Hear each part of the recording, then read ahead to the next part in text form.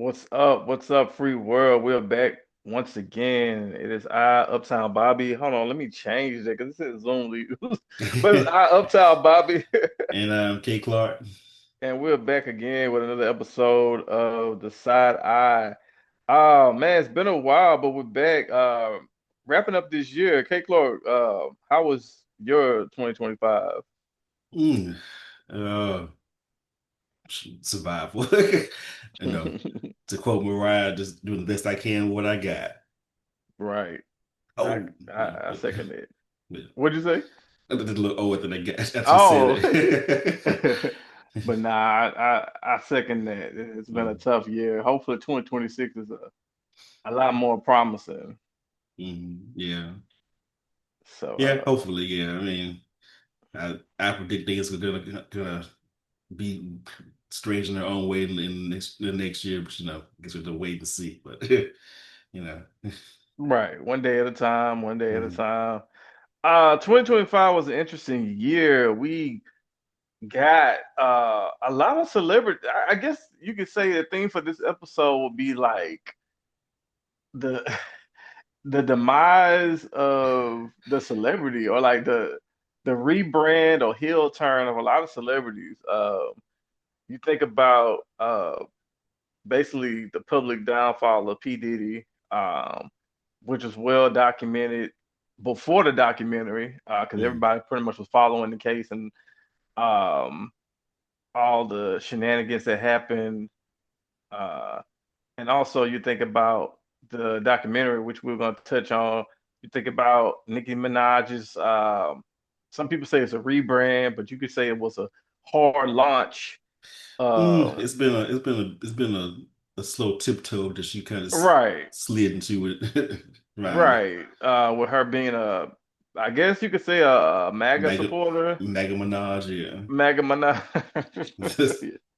Some people clever, but yeah, MAGA Minaj, and just if I left off anybody, the real life death of Charlie Kirk. So Oh it's been yes, a yeah. lot of it's been an interesting year.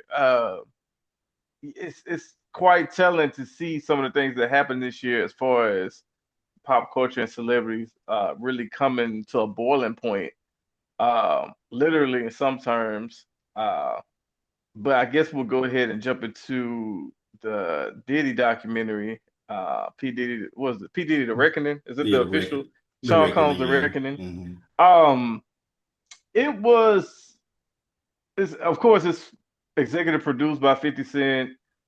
Uh, and his 50 Cent has been in filmmaking for a while now with his Power franchise and BMF and his other entities. So this is somewhat fitting that he would take his hand in making a documentary. What were your first impressions of the documentary? The documentary kind of tells the whole story of P Diddy, current all the way to the past and then back to the past. So it's kind of like his whole career arc. Hmm. Uh, Basically, what were your impressions of it? Um, I thought the first two episodes in particular were definitely kind of not. They're different with Diddy Heavy. Was focused on his origin story, like coming from Mount Vernon and his dad being murdered when he was really young, and basically where it insinuated his mama was very well. His childhood friend, basically his mom was like basically really abusive toward him as far as like the whoopings he got, the beatings he got, but also at the same time exposed him to like a lot. They kind of that's part they insinuate that they he was exposed to a lot of let's say adult activity at a very young age with the party she used to have, basically.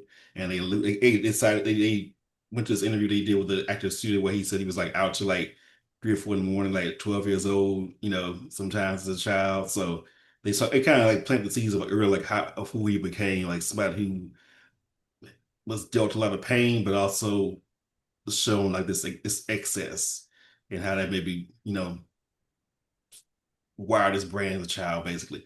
But I found the first two episodes in particular very Diddy heavy as far as like almost in danger of like kind of valorizing him. But I know that wasn't the point. I think the point was to show like, the reason why he got the way he was in part was because he was ruthless and ambitious, but also because I mean he made a lot of stuff happen. I mean, as far as being in Uptown and working with Jodeci and working with Mary and later on going to Bad Boy and signing Biggie and Faith and Toll and 112. I mean, before the exploitation or in the midst of the exploitation, there was a lot of bops, you know. And they really set the stage of like if you're like not our age and you're like a 15-year-old kid, like, okay, why is this nigga a big deal? What's this about? If you're even watching at that age, or an 18-year-old, a college kid, maybe, and you wonder why Diddy was a big deal. It kind of shows you why he was a big deal in the 90s and in most of the 2000s, basically. So that was my first impression. Then when it started getting more into like the victim, they highlighted as he was climbing the ladder, basically the collateral damage that he was leaving. But then once you get to like the second part of the series, third and fourth episode, they really started to talk about his sort of downward spiral and how his like worst impulses became even more violence and paranoia. Then you add the drugs later on, because at first he didn't do any drugs, according to his friend, his co-owner, the Bad Boy, Kenneth Burrows. They say he didn't do drugs or drink early on, but at some point he had like a injury or something. He started taking Percocets, and that spiraled into addiction, which worsened the other stuff. So they really talk about the abuse. They talk about him abusing his producer. They mentioned Dawn and Aubrey from Danny Kane. Of course, Ken Porter gets talked about, Misa. Um, just what comes across to me is somebody who just needed to have everything, not just have his own, but have everybody else's. Like, not even comparing to somebody like Suge. Suge, obviously, a problematic person, would beat somebody ass over, in a recording session or have somebody else beat their ass. But at the same time, he seemed to have at least a little bit, have more of a communal mindset to success. Like I'm gonna eat, maybe I'm gonna eat a little bit more, but we all gonna eat something. But Diddy is like, I'm gonna eat everything and y'all gonna starve. Like I think about his Craig Matt's wife, I believe, or fiance or wife, saying that at one point he was really broke and he came and Diddy asked him this to have some money so he could like, go to do a show or something like that, and Diddy like put out like a big knot of money and peeled off like $100 bill and just gave it to him in front of everybody, just shit like that. And of course, you get to the band with the cheesecake incident and everything else, and how that was presented as like, do, how he basically gaslit them in a thing, and they were being egotistical about not wanting to go walk across a bridge for a cheesecake, So, I mean, it really out the case as to why uh, Diddy's a terrible person. But also, there's been other things happening where if you follow journalists that were around at the time, like Teray, and I think the other guy's name is I can't think of the other guy's name. But he did the last interview with Biggie when he was alive, and basically was saying like the documentary it got some things right, but it conflated some things when it came to Tupac and Biggie and Diddy's role What or did, what the did, what exactly did they? they were saying like, for instance, the shooting at Quad Studios in New York, where Tupac was robbed and shot, I think in '94. Um, Documentary implies that Diddy set that up because Diddy and Biggie were upstairs and Tupac was coming to see them because somebody kept calling. They didn't say who was calling them, but somebody had called him and say, "Hey, come to the studio, come to the studio, come to the studio." And they came to the studio and then he got shot, of course. And they Hmm. implied that was arranged by Diddy because he was jealous of Tupac and Biggie's relationship, basically. But to hear Torre tell it, who's a journalist that's been around since the '90s, the guy that was calling him wasn't connected to Diddy. It was a guy named Jimmy Henchman that was calling Tupac. That's who set him up. They wouldn't have anything to do with Diddy. Is what they were I saying. mean, uh, at the end of the day, even Tupac said that Diddy set him up. So it ain't necessarily just making a theory up out of thin air. The nigga was in the studio when it happened. Tupac on film, on tape, has felt like that was set up by P. Diddy. It's Mm. not far fetched to think the nigga did it. I mean, it's kind of just like deductive reason. Like Mm. this nigga getting big and he feel like a threat. Like, of course, the Mm. documentary did a good job of laying the seeds and maybe twisted it, but at the same time, there's always been a thing. Like, no Mm. one's ever not thought that Diddy had something to do with it, either directly or indirectly, from the studio shooting to the shooting in Vegas, people have always thought Diddy was behind it. Mm. And I would say the other guy I mentioned, the Jones, his name is Chio Choker. That's the guy. That's Chio Coker. Sorry, he's a guy that did the last interview with Biggie and followed him around Los Angeles. And he basically gave us some context saying like everybody thinks that he came to L.A. You know that week or whatever of the award show, and then they got shot. And the Biggie got shot the same week or 2 days later. But really, they had been in L.A. for weeks, and uh, they had gotten warnings that things maybe weren't safe for them. But what he was saying is that it basically was that Biggie wasn't because the documentary basically says that was supposed to go to the UK to promote his new album, but Diddy was like, nah, no, you're gonna stay, you're gonna stay, you're gonna stay. He told everybody to cancel any flights to keep him from not going to the UK. But Chia was saying that actually that Biggie liked LA, wanted to stay in LA. If anything, if Diddy was at fault for anything, in that sense, he was at fault for being arrogant to think that nothing could happen. Not say that not necessarily he planned to uh, get rid of Biggie, which to me that I do kind of am skeptical of that because I mean Biggie was his biggest artist and his most successful. So I mean, even if you want to put it in cold, capitalistic terms, biggest he still had more money to make off of Biggie, But basically. even but the other thing is Diddy became the face of Bad Boy after that. Like he became the biggest artist on Bad Boy, and then it led to him catapulting to a different stratosphere of art. It's like he officially became an artist Mm, once Biggie died with mm. No way Bad out. P did it, No Way Mm. Out with Puff Daddy and the Family. Right. So I mean, not to get too lost into the weeds with it, Yeah. but yes, on one end, like you said, on a capitalist standpoint, on business sense, it's horrible business to kill your artist, your primary artist, the face of your label. Some people argue that this man is the greatest rapper of all time. But then on the other hand, it's like, well, now that he's out the way, I'm the face, I'm the focal point. I get to do the rest in peace tour. I get to dance all in the videos. I get to have the rappers, on my songs. I'm the star. So it's an interesting paradox with did he do it or didn't he do it? Because on both sides, it kind of makes sense as to why he might have done it, or why he wouldn't do it. Uh, but end of the day, he's such a fucking cruel ass business person slash person. It's hard to like put things like past him. Mm. Yeah, like for as even the biggest funeral, like he made this big show, we're gonna have the biggest funeral ever. Then he saw the cost, like, oh, he turned around and like I think he like finagled it so the cost came out of Biggie's royalties basically. So he basically made him pay for his own funeral posthumously. And then of course if you read Facebook, Facebook said she wasn't ready to perform be or do anything public. He basically bullied her into going out on stage and singing her part for I've been missing you at the For the VMAs. VMAs, Hmm. yeah, Basically screaming right. on her. Which was this huge fucking production.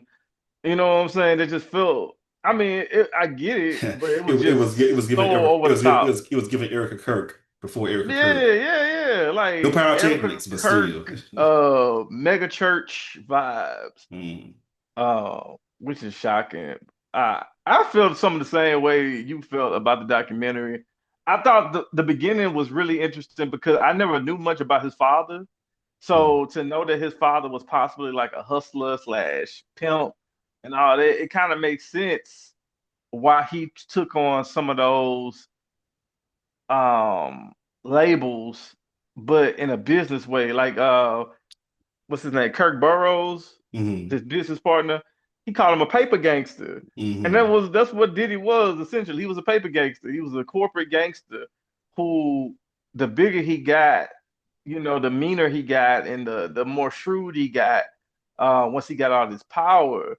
But it's interesting that that family dynamic, with his mother being the way she was, trying to make money, trying to keep him safe, trying to keep him almost sheltered in a way from the streets, and then mm, in the mythology of his father and this hustler, a spirit that kind of like twisted him to be like this I gotta get it by all means type dude.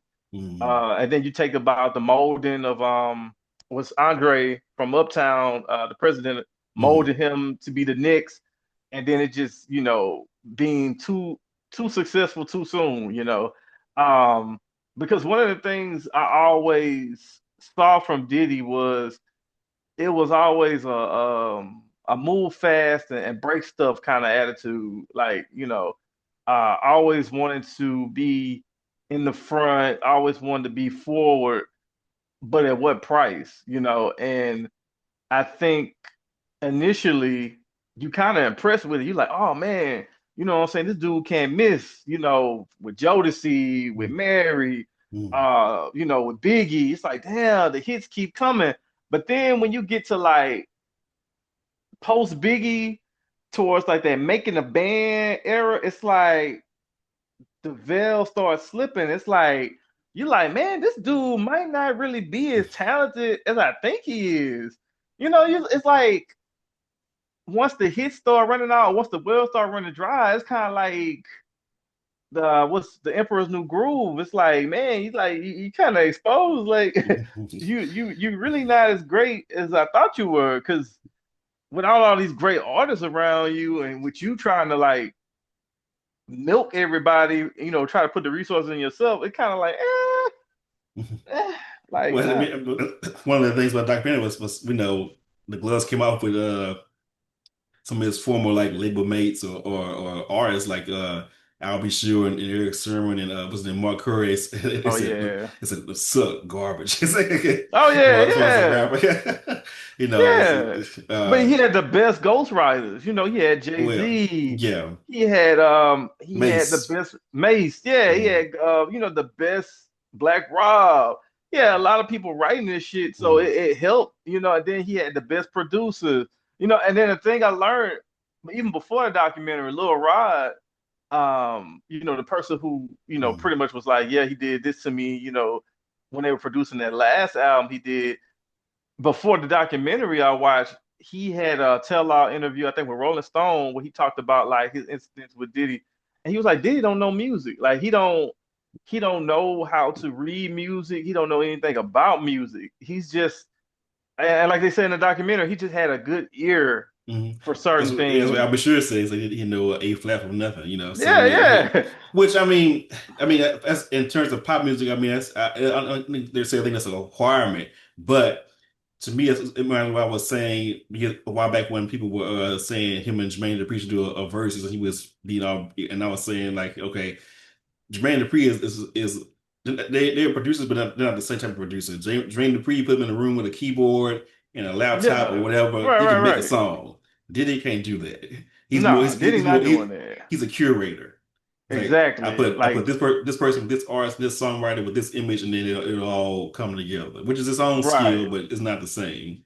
It's not the You same at all, man. It's almost like kind of like Rick Rubin to a sense, because he's admitted that he doesn't know much about music or he doesn't know anything, but he's somebody who has a good ear and a good Mm, mind for putting things together. So yeah, it's just telling that it was his tenacity which made him the that force, and I think a lot of people fell in love with that power fantasy of P. Diddy. I know a lot of people who looked up to him, money aside and success aside, they just like that video where he just throw the phone and say, "Whoa," he doing I'm a all this shit. savage, yeah. Like, Yeah, the savage. I know so many people that before all this shit happened, they will post it as like some testament of like motivation or mm. inspiration or just do it type shit.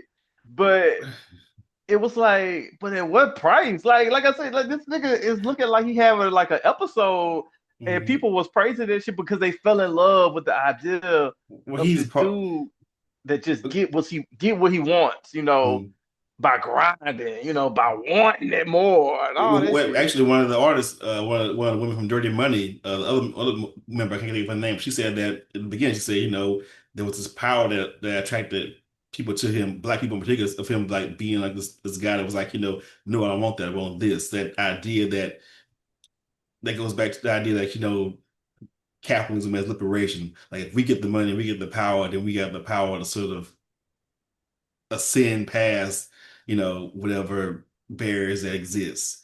And he's part of that class of people. He's him, Russell Simmons, Dame Dash, them executives that Hmm. were came up around that time that were making a whole lot of money and were known to be assholes, where everybody was like, "Shit, that nigga winning." So, Hmm. you Yeah, know, that's true. you know, Um, Also, I thought it was interesting that they never really somebody one of my friends was like, why they ain't really talking about Usher?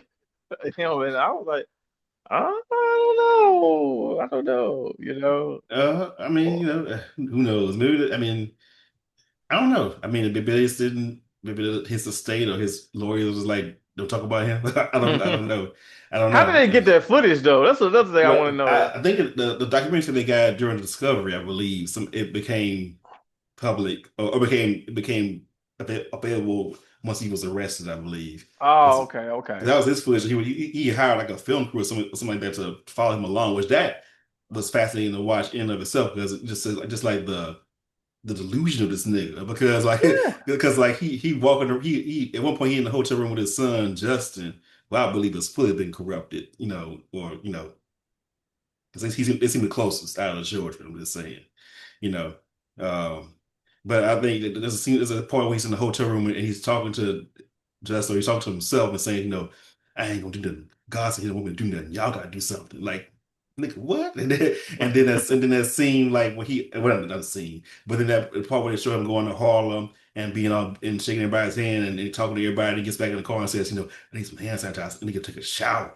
Being around too many people, like he really can't, like he literally can't stand the touch of people, of the common folk on him. You know, Hmm. you Yeah, know. but this is the same nigga doing all types of escapades with people. You know what I'm saying? He ain't worried Mhm. about those fluids. Well, But because he under control then. He in control then. right. So But I thought it was interesting too because you never saw moments in that personal footage where it was like, damn, like where did I go wrong? Or, I shouldn't have done this or this, I feel bad about this. It was always like, damn, how did I it's get into this? How, how, that's how do I get out of this? that's delusion. That's the idea of like, his whole He's the thing was like, victim. right, we gonna get through this bullshit, we gonna spin it, we gonna do this, do that, and the third. Even when you go to the trial, those two jurors who I just had to roll my eyes both of them, especially, but because that woman she was so Star Trek by him and saying, oh yeah, he would look at us, we look at him, and like we were on the same page. Like, girl, what? Nigga on the same page, nigga trying to Jedi mind trick your ass, and you falling for it. Exactly. But yeah, you see, they even with that, they spin the narrative. They were talking to the bloggers outside, to the social media people outside. Every moment of the case, his team was constantly trying to control the narrative, as Kim Burr was saying, control the narrative, dominate the narrative, spin it so he looks good. You know, just that tenacity doing for all the wrong Right. reasons, but still, just that dogged idea of like I will not lose, I will control everything, I will win regardless. You know, that's where it comes from. That's why there was the moment of reflection because he's genuinely thinking I didn't do anything wrong, or I'm not going to, Burroughs, or not, we're not going to admit to it anyway. Burroughs is pretty interesting. It's almost like he's like the unofficial narrator of the documentary. I really like some of his insights, even the part where he kind of held himself accountable because he's like the godfather, I think, of Justin, and he Hmm. was like, basically, was I part of this cult? Was I part of the yes man? Was I part of the problem? He was like, Hmm. yeah. He was like, God, Hmm. yeah. But Hmm. then I think he saw early on, especially the part where like Diddy gave him 25% of the stock and then took it back with a Hmm. baseball bat.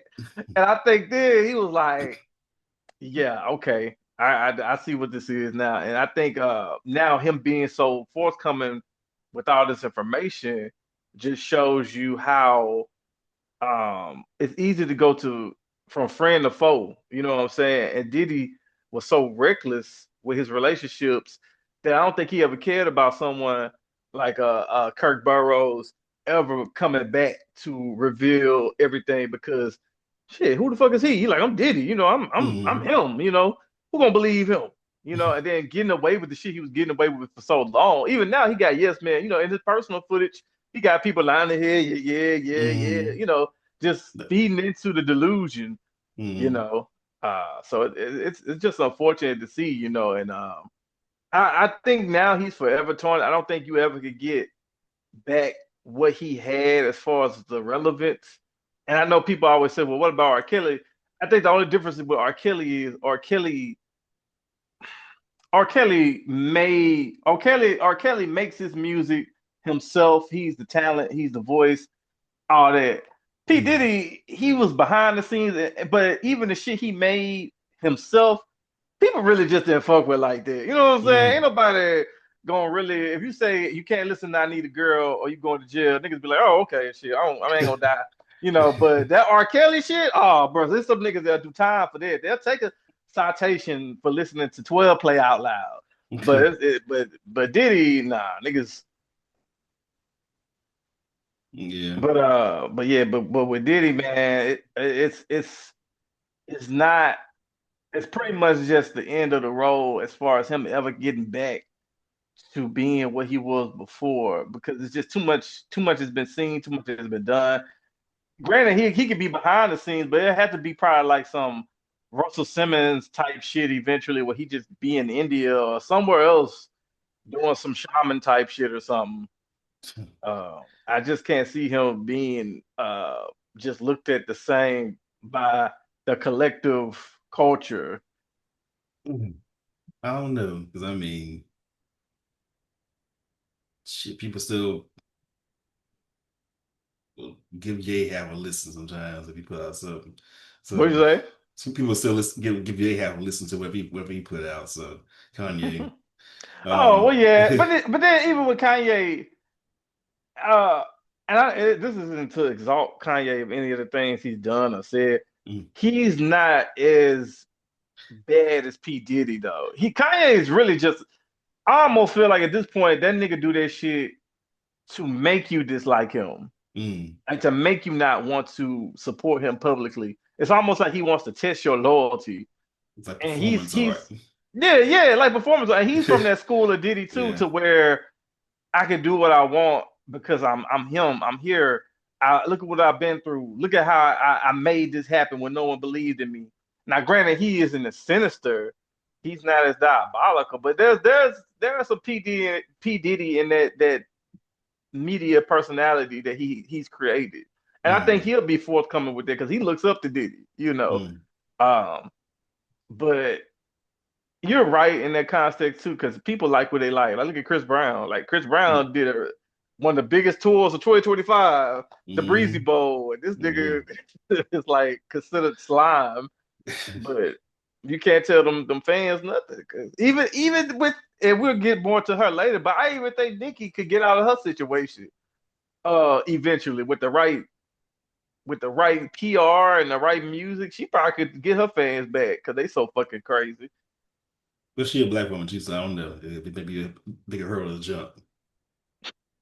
I'm just saying, it's all Chris Michelle did was saying she been dust. Well, Chrisette Michelle ain't Nicki though. Like Yeah. Nicki got some followers, man. Nicki Oh, got yeah. followers who like let's not forget. We might as well start talking about Nicki now, but let's not forget that she. Well, I guess she can't control what her brother did, but she had a brother who did what he did, but Mm, she, was by his side, ride or die. Then she married a sex offender. You know mm, what I'm saying? Then she just belittled all the female counterparts and make them look bad and look like they don't amount to her. The gatekeeping, and then the shit she did with Megan, it's like she's had all this evidence to be a shitty person that really should be having as much support. Yet her fans dismissed it because they the Barb's and mm. that's their leader. But now this is the straw that broke the camel's back. It's like yeah, it's like she's built quite the case to not be following her for some years. Well, I think up to now, those things are pretty bad, but you would follow things under her being, a pick me or being male centered or being a misogynist, basically. Want to be the only woman in the room. All the things Lil Kim basically told us back in 2011, Mm. 2010. And you could probably get those things and be like, right, she's terrible, but I'm still I can ignore some things and still be a fan, maybe, I guess. But with this, her the Mag Minaj turn, it's like not only is she doing all that, but now she's like aligning herself with something that is like the exact opposite of like the community that supports her. Because to be real, the primary people that support her are, I'd say women that grew up with her as young girls and the Liga Bigga Chigga, gay men, trans folks who and I mean, it is. I mean, particularly a lot of younger black LGBT folks, black Yeah. trans kids saw her image like that outlandish, theatrical, over the top. I'm different. I'm gonna be me regardless of the image, and they latched on to that. So for her to turn around and be up there with Erica Kirk saying "Let boys be boys" and all this other bullshit, and dip and down headfirst into transphobia, I mean, it's slap in the face. It's Yeah.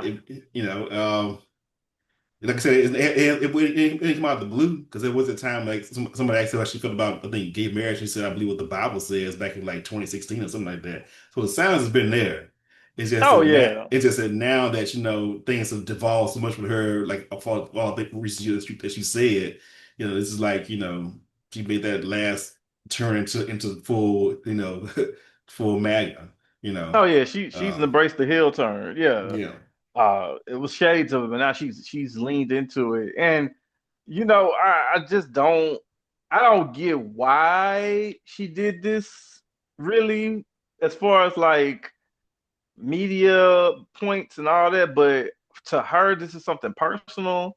This is like some personal crusade. It almost kind of reminds me of like Tiffany Haddish, when she doubled down on some of the stupid shit she was saying, as far as like supporting Israel and Mm. a host of other things. But it's just interesting how you have some of these celebrities who just lose their fucking mind with their personal politics. Like you look at Kanye, you look at Nicki. What's another one that lost? That kind of lost the sauce, got lost in the sauce with politics. But they just they latch on to this mentality that I'm being bullied and this is my voice and you're not gonna silence me. It's like nigga, no one's silencing you. You're very loud. You've had the microphone for years. But You've always been able to say what you want. they're saying the niggas case it could be partly maybe to possibly get a pardon for her husband or her brother, or for like to help deal with her financial situation and or get her a green card, because she's not a U.S. citizen, so there's all that Oh damn, she not? no. Because actually, Mm. during the first Trump administration, she put out a tweet saying, "How could you, as a child of as an immigrant, came here as a child, how could you, be deporting children or separating from families?" It's like she spoke out against it, to the extent that she did, at that time. So now it's even more surprising that she would turn around and, it's even more of a head scratcher that she would turn around and do this. But it could be because of that she wants to, try to they should be safe if she, doubles down on everything and, you know, that she's part of, says she's part of MAGA. So, And that's crazy that she mm, chose that side, but at the same time, hey, do your thing. I didn't give a fuck about Nikki beforehand, so it's not devastating to me. Uh, but I feel bad for some of the younger fans who might have had all their hopes in her. But also, this is another example of don't put all your faith in celebrities. Like at the end of the day, these are people. Even with the mm. Diddy shit, I see people sharing like the 50 Cent thing, talking about some 50 Cent showing me I'm not hating enough, and 50 Cent is. It's like, and my He think he got brother his mentioned own, this point. Yeah, they was he like, why got his is own 50 Cent all skeletons. of a sudden like this bearer of truth? This man who's shedding light on things when he has his own shit that I'm sure he's building a hell of a case. He's when you want to talk about MAGA, he's MAGA. He just don't he just isn't on stage with Charlie Kirk's wife, but he's MAGA. He Mm. fuck with Trump. He said some shit about what's the old boy that won the election? Mondami. Yeah, he was Mm. talking about this is the death of New York and he moving and all this shit when he won. Even here, the whole thing with Shreveport, his business, Yeah, yes. yeah. The way he swooped in and got that building for cheap, and now he's trying to gentrify an area that ain't got shit to do with him. You know, it's crazy that he gets now he's being looked at as like he for the culture. You know, because he picked an easy fucking target to I ain't even gonna say expose. He just kind of like put a little seasoning on Yeah, it. Like, yeah, like and two things too, because main reason his thing with Diddy started is because Diddy approached him allegedly and said he wanted to take him shopping, and that offended 50's masculinity to the point where he just man, how long ago that was shit happened? probably at least a good 15 years ago, and then on top of that, it's like you the same nigga that made fun of Terry Crews whenever he talked about his own sexual assault, you know. This shit, if So you ask me, this shit is business. I think it's petty business. Like yeah, I mean, it's if it does help, oh, if and it the does, baby mama shit. I think Puff, oh yes, yeah, yeah, allegedly, yeah, abused, yeah. yeah. So it's personal. You know what I'm saying? It's personal and it's business, and he's getting his kicks out of it. Like people talking about, so he made sure to I think to air his interview or air the documentary on ABC because that's shown in prison or some shit. I'm like, man, I'm not praising a nigga for this. Like, like let it go. Even with his beef with because Jim Jones I think said something like it felt like a mockumentary rather than it really being a serious documentary about he was basically they were questioning his motives essentially, and then he came and then 50 came back saying I'm gonna buy the studio where you and whoever else podcasts or he posted like a recording from his landlord saying that Jim Jones all this back pay or this back rent. It's like okay, so I mean. Again, what does this have to do with the actual victims in this situation? Nothing. Nothing. It's just a It's, flex, man. It's just another. It's just Diddy like shit. That's some mm, shit Diddy would do. You know, try to buy the nigga thing and shame him for it and all that. mm, You know, it's just I don't know. And it's only gonna be so long for the chickens come home to roost on that nigga. The only thing with 50 is he's very transparent with everything he does. Like his whole gimmick and the way he got into the industry was talking about how to rob an industry nigga and I got shot 9 times and making that movie. So it's like he's shown all his bad shit, the shit with Vivica A. Fox, you know, just really transparent to an extent with the shit he be on, especially like the social media shit. But at the end of the day, it's like, nigga, you got some skeletons too, and I don't think you want everybody knowing everything you doing either. mm. So I don't know. You gotta be careful, man, because ain't no fun when the rabbit got the gun. But Yeah. we'll see as far as that goes. But overall, did you enjoy the documentary? I mean, actually, I think that something you shared with me on a message on Instagram saying this a post by a woman on Instagram saying that she found it boring, but not for the reason that she think, not that she didn't think, not that she wasn't going to be excited by abuse, but she basically was saying that it was boring because Diddy is like any other powerful man who gets access to power and has that mentality that it's really more of a systemic issue than a individual issue because there's really not that much difference between Diddy or R. Kelly or Harvey Weinstein or anybody else that uses the power in that way. It's just that the system itself, the way it rewards or protects people who do terrible things because they make a lot of money. And so after Diddy, if we don't change the system, there'll be another one or another one and another one. I thought that was a pretty astute point. The idea is, Diddy isn't that special in the sense that he's like some unique monster. It's just that the system itself to reward powerful men that are successful, but also, and cover up their misdeeds because they make a lot of money, because capitalism, because sexism, because all the things that we've talked about before. Hmm. Yeah, So, and that's it, man. It's a tale as old as time. And one that's going to unfortunately continue to happen because how do you check that type of power? We see it every day as far as politics go. mm, It's then it don't. those people feel almost untouchable, Hmm. the Bill Gates and the Mark Zuckerbergs and the Bezos, so just another day. It's almost like you're easier target if you're black. So it's like, and niggas do themselves no favors because they put their shit all, they think they shit very loud. At least with the Epstein files and shit, they kind of had that shit almost a secret, until this niggas Mm. kind of went left. But niggas want you to, they put it on the TV screen and, everybody know, but they don't, I just, I don't know. Yeah. But aside from MAGA Minaj, what do you think? Do you like kind of like what I mentioned earlier? You said something you hinted to her being a woman, so it'd be harder. Do you think so? You think the role for her to return to, I guess, relevance would be harder? Yeah, because I mean her fan base, I mean, like I said, the bars are mostly like women, young women who grew up watching her, and also like LGBTQ folks.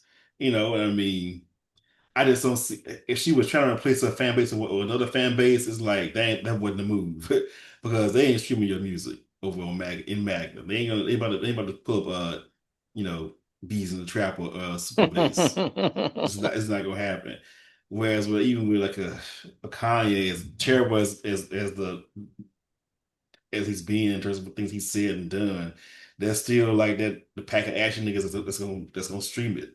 It's still people that are gonna look the other way, or at the Oh, the very white least, kids and oh all yeah, that shit. Yeah. them or look the other way, or even the people who otherwise are progressive may even just use his music in like Instagram stories, like old stuff that they listened to back in Hmm. the day. You know what I mean? So I just don't see it. I think I see it. It'll be much harder for Nikki because as divas age, the community that keeps them afloat, are the gays. It's all the prides, all the covers of the advocate, all those like you look at someone like Janet or someone like Madonna, the part of the reason that they still, aside from just being ambitious and hardworking and talented, all those things, it's like the people that lift them up and give them the editorials and the interviews and talk about how great they are and do the podcast and things like that are gay men, are LGBTQ folks, all drag queens performing your shit from 93 in the club, you know. So if you go out and you say transphobic shit, that's like that it's gonna happen, I don't see you getting booked at definitely not in the white prize, San Francisco and New York and LA. Nah, just so I mean, because of Black Pride, maybe I mean Kai got booked. She said some terrible shit in the past, so I mean, it's not out the question. But I just think, I think it'll be a tougher road for her to come back from it. Yeah. I mean, at this point, it'll take her doing a track with Beyonce to get people to like, That ain't give happening. her. And Beyonce not gonna touch that, That, even Taylor Swift wouldn't touch her. So, that never been you know, changed. and I think she done musically anyway. So I don't know what's left for her to go as far as like being an entertainer. I think she's probably just gonna lean hard into this. She probably started a podcast, uh, talking shit with Candace Owens or something. But Her and Jaguar right or somebody. oh God, I forgot all about her. But yeah, man, it's over for Nikki as far as like that whole for the culture type shit. She just gonna have to find her audience in that MAGA shit, and like I said, start a She won't. podcast or go on Joe Rogan or something. I doubt she would. I mean, I mean, they like her for now, but as soon as she's not useful anymore, like I mean, the reason why they even want to have her is because she was quote unquote one of us. She Hmm. was a hugely popular. Is a hugely popular hip hop artist from the other side. So now Hmm. now the other side is like cut off your cachet, your clout. What good are you? Right. So yeah, she's gonna be disposed of, and I wonder how she even take it because I mean that's what they do. Like they use you for your convenience and your access, and then it's like, all right, Hmm. see you in 2028. If then. Damn. But that's where we're at with Maga Minaj. That's funny as hell, Maga Minaj. So as we talk about 2025, we said we were going to talk about. Oh, I guess we mentioned the Michael Jackson movie trailer before we Yeah, get to the things we like. Um, First impressions for me, it looked like they got. It looks like they got the aesthetic down. yeah. It looks like it's going to be a musical. Um, they got the songs in it, which is good because you can't go to a Michael Jackson movie without the music. You know, that's kind of bad to do a movie about an artist that big and you can't have the songs or you don't have the state's approval for things like that Aaliyah movie. Mm. But so they got the music. The guy looks like Mike enough. It's just my thing is just man, like, is this just hero worship? Like, is this just talking about oh Michael Jackson was the greatest entertainer ever and did they just sucking his dick and they're not talking about like basically what I'm saying is they're not showing me anything I don't know, or if they're not talking about any of the harder topics. I'm kind of not interested. It looks like they're talking about what, like off the wall. Off They the talk wall about through, oh, off off the the wall wall through, thriller. through bad, I think.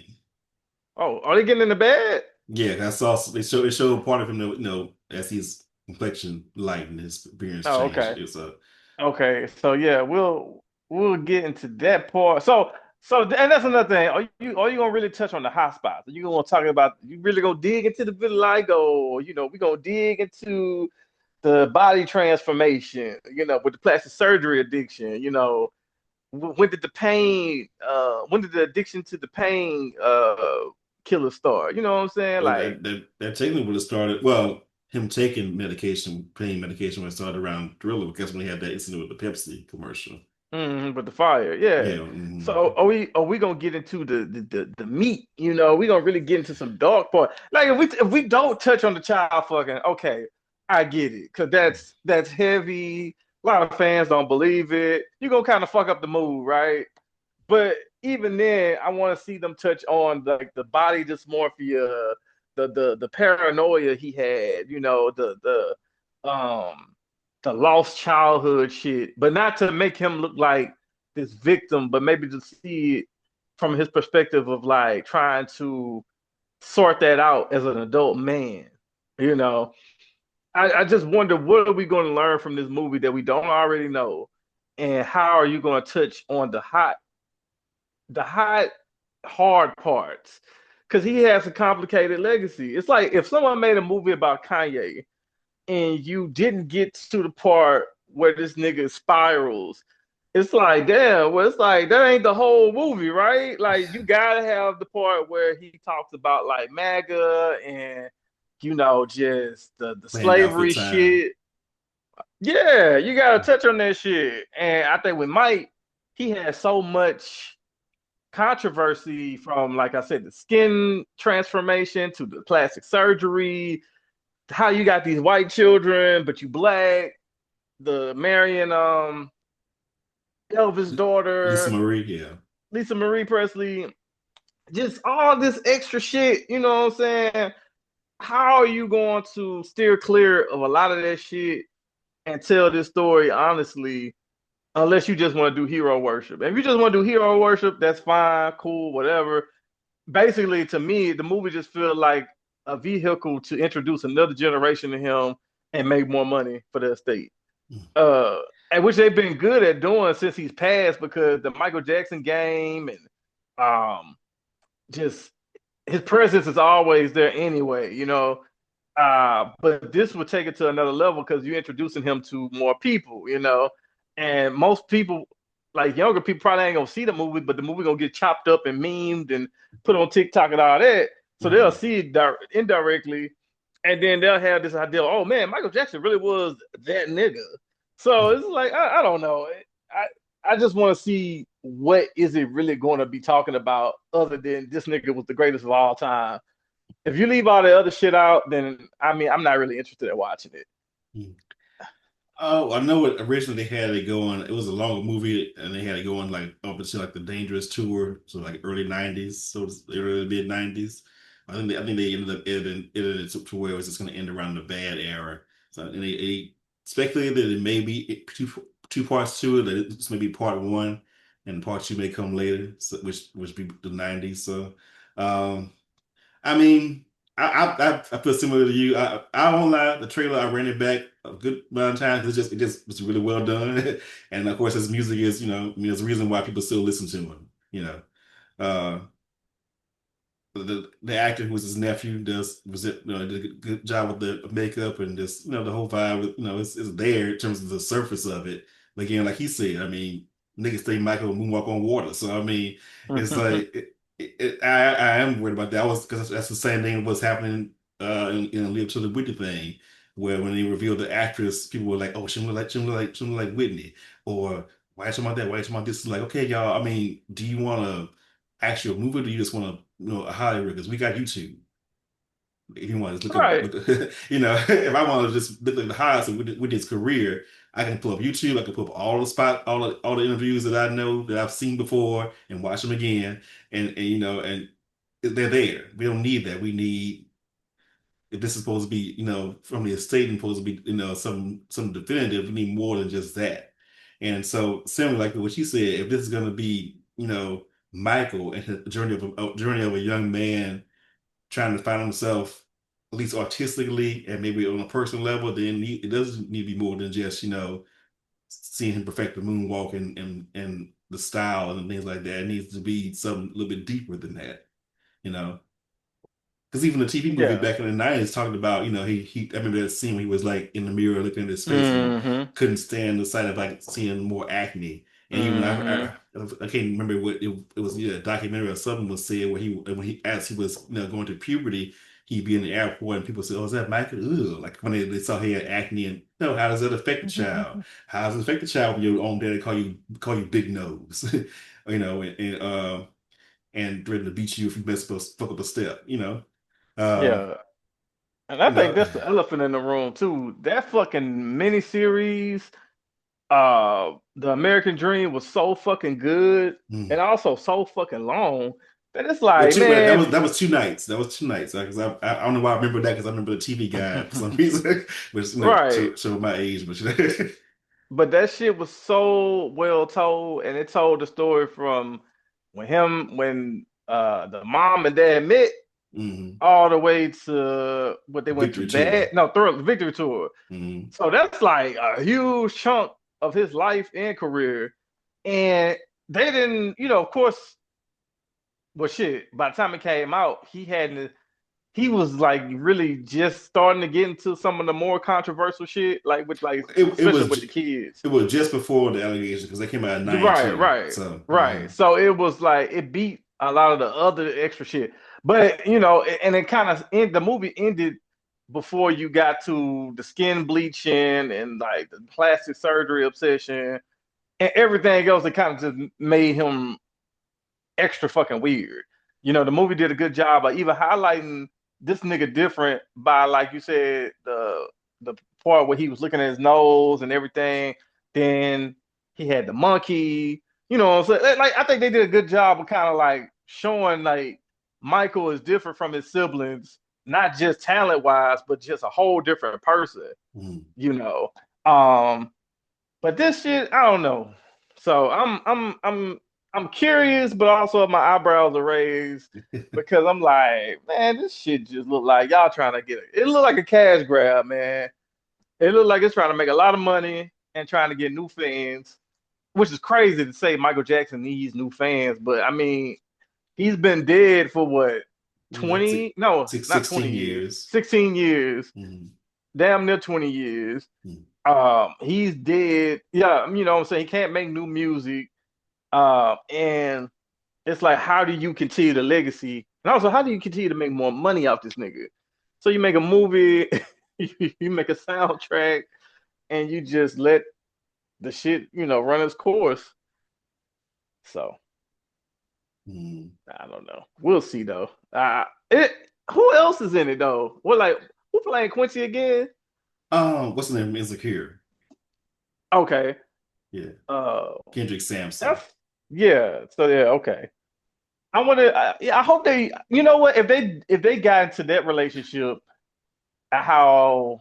they bonded and everything. That might be something I'll be interested in. Well, from one father figure to another one, because you got the actual father Joe, then you got Barry, Yeah, which again, going back to the miniseries, they hit on that how he liked to be around Barry more than he did his Joe. own father, right? Right, but then at the same time, Barry was like working them niggas down to death because I mean because they had to Hmm. record all the time, so that was and that's where you got that perfectionist tendency from Barry, and so you go from that to another father figure, Mr. Jones, who like I guess he was like maybe like even like a big brother, like a musical big brother, because he saw Hmm. something in Michael that maybe people didn't see at the time because pre off the wall it was like up in there like okay, who is he? Is he the former child star? Is he the part of the family at the performance in Vegas? Like who is this guy? And then off the wall, obviously showed that it was something else. Even shoot, Hmm. even the relationship with Diana Ross, that's his own thing. Because Yeah. he was enamored with Diana Ross in a way that wasn't necessarily like attracted to Diana Ross, but more so like enthralled by her, like her, you know, Hmm. Just aura, yeah. aura. Yeah. Yeah. So that's something too. But And why did this nigga end up looking like her in the end? Like, was that the goal? To look like mother? I don't maybe. know. Uh, no, no, no, I'm just saying, maybe. I'm just saying. Uh, I can't remember who it wasn't in the book I read. I think it was in a Diana biography I read that she saw him like in between like the thriller era and bad, and he had got like the cleft or something done, and she like went to the side with the engineer saying like, "What the boy do to his face?" And he said he's trying to look like you. Whoever somebody told him that. I think it was who wrote that book? Uh, Randy Tabarelli.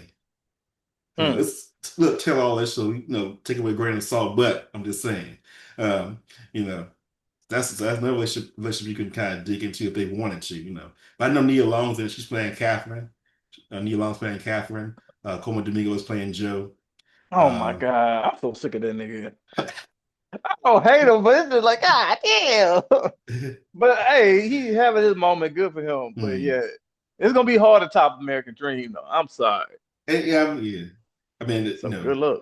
I want you. I want you. I want you. Can't top that, man. That was an Uh, ad lib too. Andrew gonna ad lib. oh damn. But man, so that's something 2026. When in 2026 that's coming I think I out? think I think in April. Okay. That's yeah. So yeah, we'll see, man. I'm sure it's gonna make a lot of fucking money. It should make a lot of fucking money. Hmm. Unless it's I mean, I don't think no Marvel shit coming out and then people really don't give a fuck about Marvel anyway. So but yeah, we'll see how it does and how because depending how much money I make, I think depends on if we get the part two and all the other shit. Because Probably, yeah, probably. nowadays, man, that fuck around, throw that part two on streaming if it if the first one don't do well. Oh shit. But now we're gonna talk about some of our favorite things from 2025. And I think number one for me would obviously be Sinners. I think Sinners is one of my favorite things for 2025 as far as like, movies, pop culture, what have you. I think it was one of those things that kind of, I'm not gonna say saved movies this year, but it definitely helped. It Um, was it was the first genuine cultural movie phenomenon in who knows when. what probably since Get Out. Probably. Yeah, I think it might. And I know this is premature to say this because it's 2025. We still got a few more years of the decade left, but it probably go down as the best movie of the 20s, maybe, perhaps. I know so far for me it is. Uh, because I haven't watched any. I can't even think of anything I watched that had me so enthralled to see it more than once. Mm. Um, so yeah, for me it was Sinners. Uh, Weapons was a favorite as well. I really enjoyed Weapons. Um, and I enjoyed it's another movie I watched. Oh, the Demon Slayer movie. I know you probably you don't I, I watch didn't anime, do you? I didn't see that no. Yeah, but I saw that too. So that was another thing I enjoyed. And I didn't even want to go see that. I went with a friend and I was impressed by the storytelling. And I was like, damn, that's pretty good. Mm. Made me be like, I might watch this shit on my own time. And what are some movies or TV for you? Oh, well, moving centers, as you said, especially that ending, that was like a gut punch, um, emotionally, at least for me Hmm. anyway. Weapons is one I liked a lot. So that in the theaters too. Um, TV shows, can't think of any like new TV shows that I watched this year, really. Um, I'm trying to think a lot of, yeah, I don't remember any TV shows that really stood out to me, as far as new shows. Um, I would say in terms of music, um, Duran Bernard is one of my favorite releases of the year, for Bloom, his album, you know, Hmm. like progressive R&B. Uh, I'm happy for him. I'm mm, glad he's found his lane, and I think he's content. I mean, of course, every artist wants a certain standard of fame, mm, but I think he's in a place where he knows his work is being appreciated, and I think that means a lot to him. mm, yeah, But and also Khalid. I like his. I recently we got Kim Lilly to the point about I like what I hear. If you're a fan of Y2K pop and beat, then you in luck because that's what it is from top to bottom. right, happy for him too. I'm happy Mm, that he's making music as his full self. mm, I'm happy that he is comfortable, and I'm happy that he decided to tap into that sound. Because I think more artists should probably experiment with that sound because it's not a bygone era. You know, it's not too far removed from people. You know, mm, you still got the nostalgia bug, and also it's just fun. You know. mm. It's yeah, some very optimistic sounding about that sound. Like it's Hmm. into the 90s, but also pre 9/11, not to bring the mood down. But Hmm.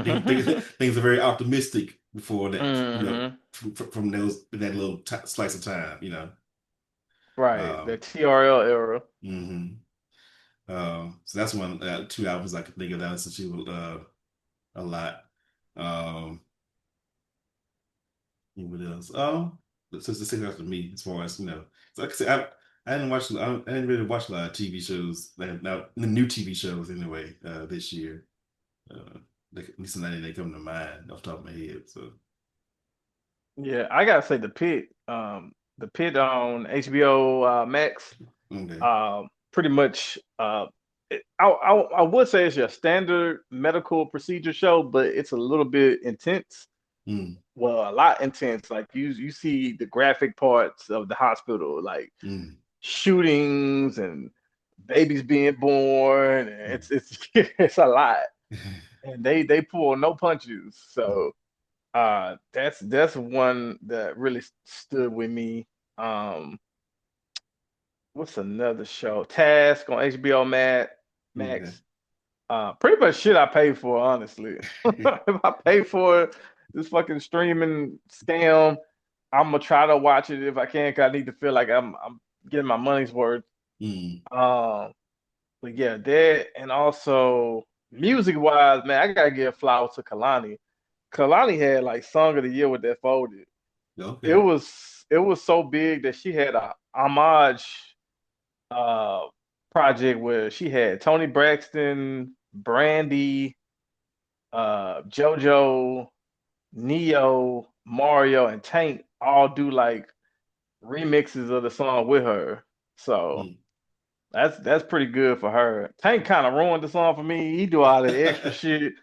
I like his podcast more than any of his music, but R&B money. yeah, I like R&B money. I would say that's one of my favorite things this year. 'Cause I finally started listening to it, and I like the storytelling. I like the guests they get. So yeah, I fuck with R&B money. That's it. But Yeah, that's yeah. that off and on. Yeah, that. This is what's other show, other one. Not necessarily light subject matter, but behind the bastards. Let's listen to that one Oh, off that's and a good on. podcast. Yeah, I don't listen to Yeah. it as much as I would like, but I follow Mm-hmm. it. Yeah, Mm-hmm. yeah. Um, and I like the Clips album from this past year. I really fucked with that Clips album. Okay. So it was good to see them back. It's crazy the praise they got. You know, people were really um praising them and following them for just being honest. And nowadays when people roll out albums, it's hard to get them to talk about the process. You mm, know, Drake, Kendrick, Beyonce, they don't talk about their albums. They just drop the shit mm. and they let people make their theories and all that shit. And that's cool for the internet, but sometimes I just want to hear the artist be like, so this is my approach with the album, and this is why I decided to do this. The versus some nigga on YouTube telling me I don't get the message, and this is what like shut the fuck up. Like, so I don't know, man. But yeah, those are my favorite things from 2025.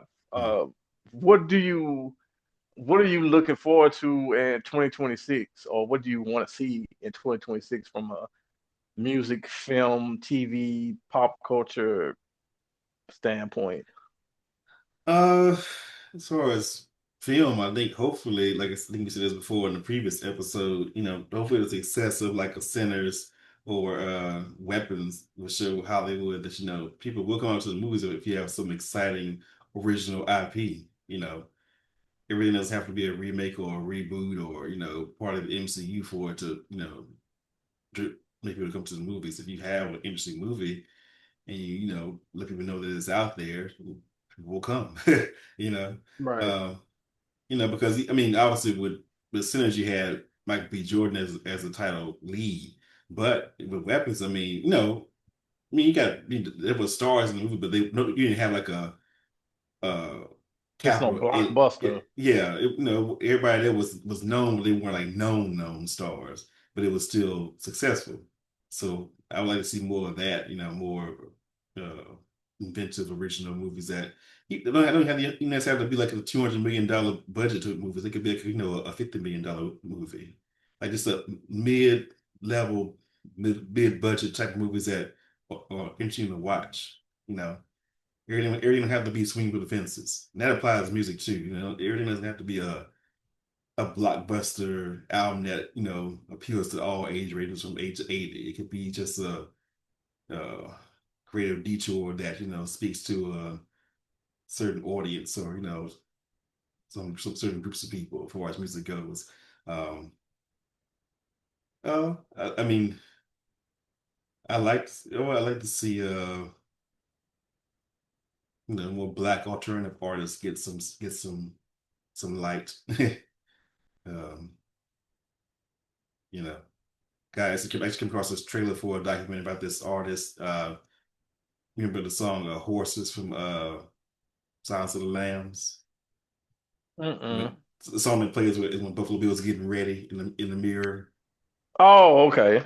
Yeah, a black woman made that song called named King Oh, damn. Lazarus. I didn't even know Yeah. that. I didn't know you until recently. I came across on Instagram that someone did a documentary about her and about her struggle to be, have build a career basically. She passed not too long ago actually, but it's a struggle to build a career for herself as a black artist who wasn't, R&B or hip hop in that era. That seems to be a common theme with black artists that don't quite fit that mold. I think Hmm.